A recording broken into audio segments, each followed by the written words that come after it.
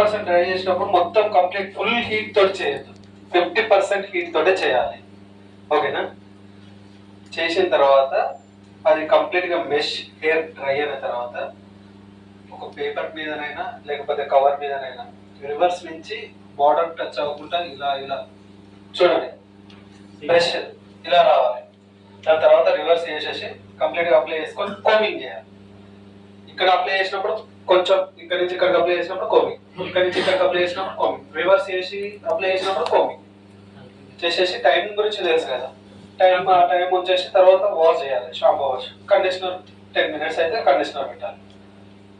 Colour చేసినప్పుడు ఎక్కువ dry అయిపోతుంది కదా. ఓకేనా? చేసుకొని లేదంటే హెయిర్ లైన్ ఉంటే హెయిర్ లైన్ గైడ్ చేసుకొని ఇలా ఇది ఫ్రంట్ సైడ్. ప్రతి ఒక్క దానికి నెంబర్ ఉంటుంది. మీకు ఫ్రంట్ బ్యాక్ ఎలా తెలవాలనుకుంటే క్రౌన్ వచ్చేసి ఇక్కడ ఉంటుంది, నేమ్స్ వచ్చేసి బ్యాక్ సైడ్ ఉంటుంది. ఓకేనా? నేమ్స్ ఉన్నాయి. ఒక సెకండ్ ఆఫ్ చేసి మళ్ళీ ఒకసారి ఆన్ చేసి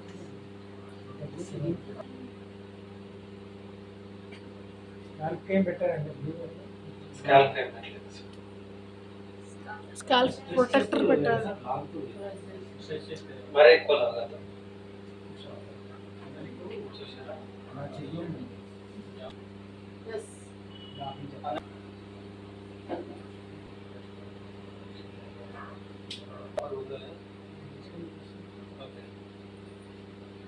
తర్వాత లైట్ గా ప్రెస్ చేస్తాం.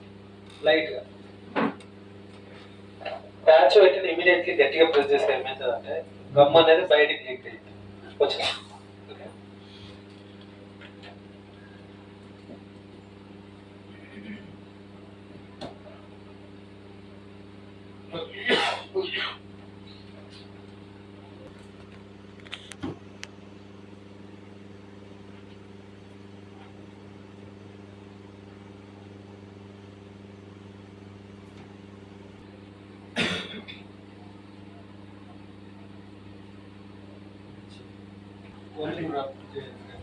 ఏ ప్రాబ్లమ్స్ ఏజ్ వాళ్ళకి చేయాలి.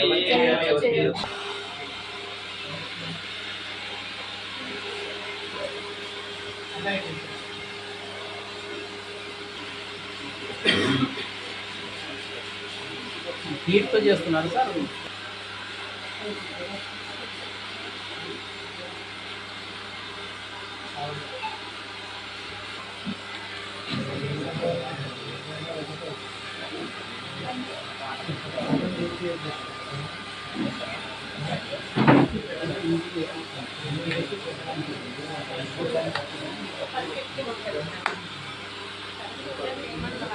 పర్ఫెక్ట్